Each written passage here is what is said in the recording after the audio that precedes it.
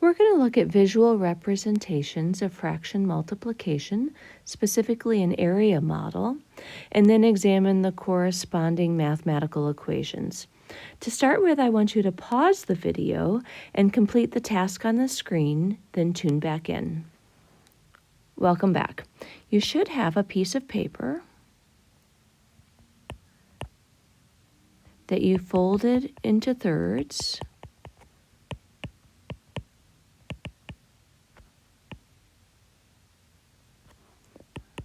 One third of a paper.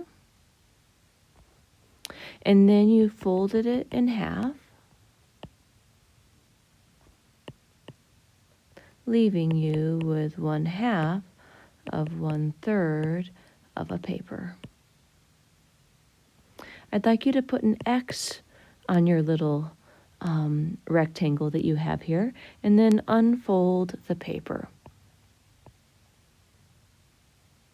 You should have a bunch of creases and an X, and it should be apparent that this is 1/6 of a paper.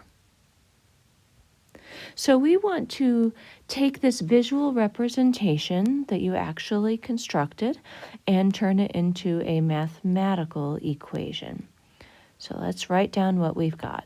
1/2 of 1/3 of a paper is 1/6 of a paper. We'll copy down the numbers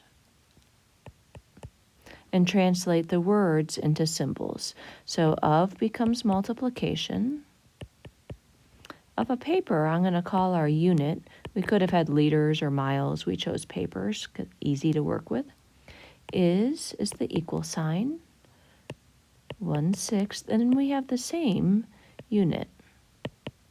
So the visual representation was of the equation 1/2 times 1/3 equals 1/6. Now I want to point out a couple important differences between the visual representation and the written equation. The first is the order of the representation versus the order of the equation. Let's look at that for a moment. Let's switch to red here. So if we go back to our representation, we started with the paper, then we had 1/3 of the paper, and then we had 1/2 of 1/3 of a paper. So paper, thirds, then halves.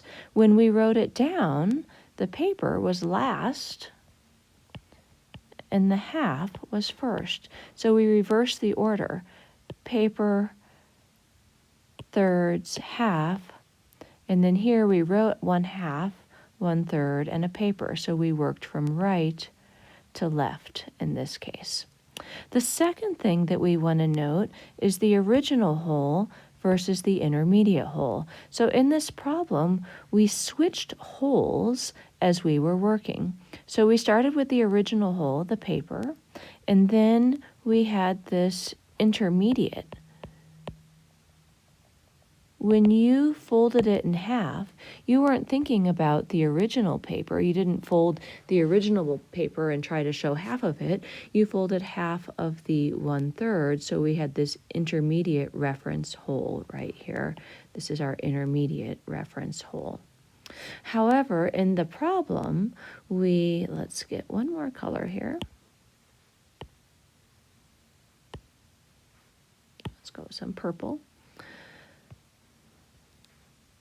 As we wrote our problem, we had paper and paper. So the original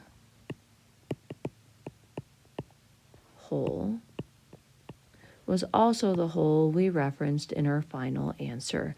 So the paper we started with was the paper that we ended with.